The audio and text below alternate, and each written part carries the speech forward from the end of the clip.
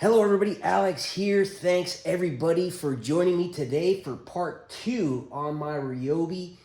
Quick thoughts on certain Ryobi tools.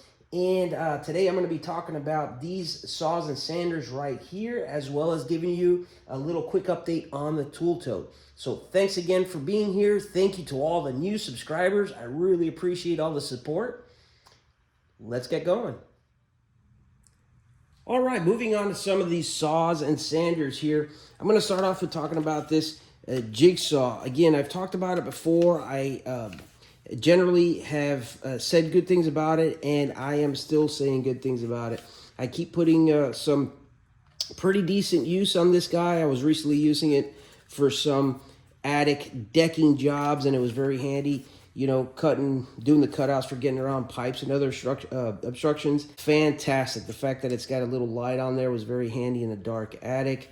It's lightweight. It's pretty powerful. I've been using it with a 4 amp hour battery. It doesn't vibrate at all. Now, I mean, it does vibrate. What I'm saying is it's easy on the vibration. It won't knock your teeth loose.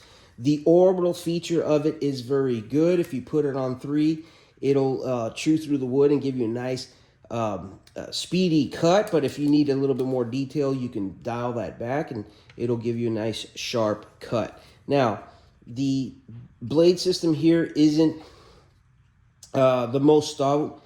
If you're cutting through, say, something like oak and you got to do some scrolling, then you're not going to get a nice even angle. You're going to get some blade deflection on this guy. So just keep that in mind, that for your woodworking, detail work, this isn't the way to go. But for like what I was talking about, the work that I do, if you're just scrolling around, get through attic decking, you know, and other hard to reach cuts, this has been a great purchase.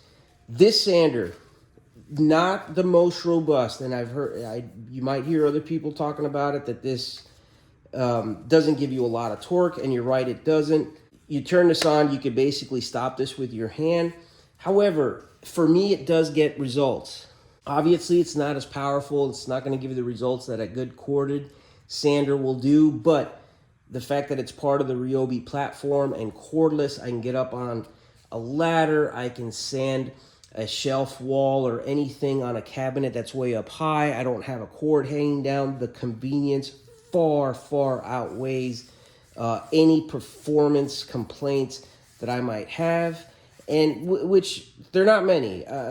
Like I say, I know what to expect of it. I know it's not going to be a workshop sander, but for those quick jobs, I put good sandpaper on it, and it gets me results. Fine. I have no complaints with its performance so far. Moving on to this saw, I know I've talked about it before, and I've given you some of my thoughts, and I gotta say, this is the only one that I want to love. This saw, the fact that it just has this plunge feature, but I'm struggling with finding ways to apply this saw in my everyday work, and you know, it's okay. I'm glad that I have it for making certain plunge cuts with better control than, say, if you wanted to make a plunge cut with a jigsaw, or certainly if you were going to want to make a plunge cut with a finger saw.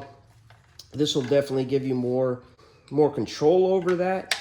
It does have the multi blades where you can cut metal and cement board. I've probably cut cement board most successfully with it, just because it did make it easier, you know, having a base and getting a nice clean cut on a cement board. But for woodworking, as sort of like a mini plunge saw, without an integrated track system, I just don't find the use from it as much as I would like to. It is a little bit underpowered. Keep in mind, this is a normal Ryobi brushed motor tool, so it may not give the performance of like an HP would. That all being said, I think I'm going to retire this one to the workshop and not continue to carry it with me. I just haven't used it enough to justify keeping it on board, and I could really use up a little bit of space for something that'll give me a little bit more utility.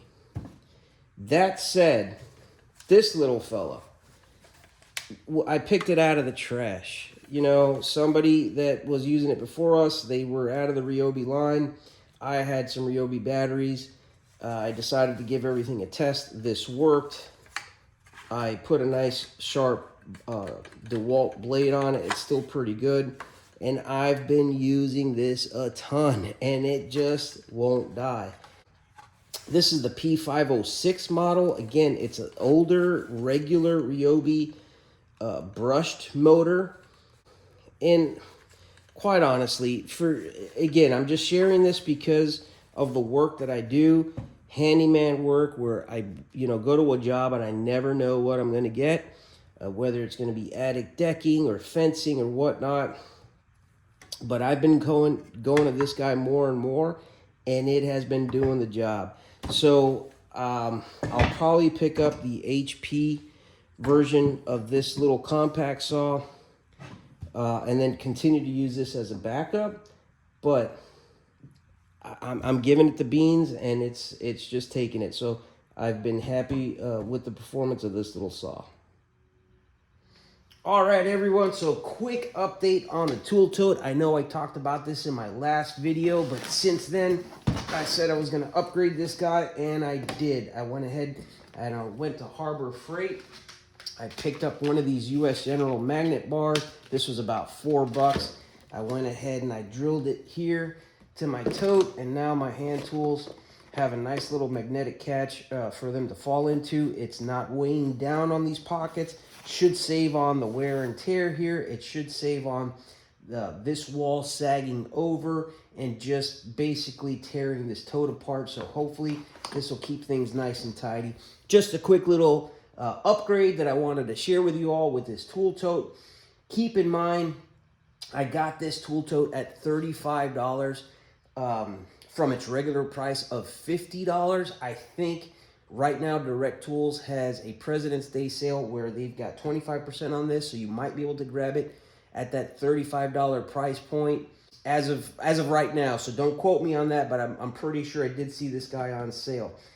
The reason I say that is because, listen, at $50 that they would normally charge for this tool tote, I don't know. I wouldn't say it's worth it. For $60, Husky, he's got a very nice tool tote with a removable wall. It's got a handle that swings out of the way.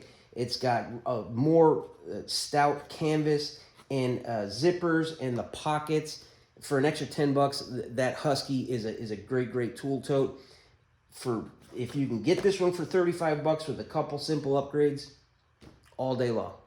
Anyway, thanks for being here, y'all. Thanks for watching. God bless.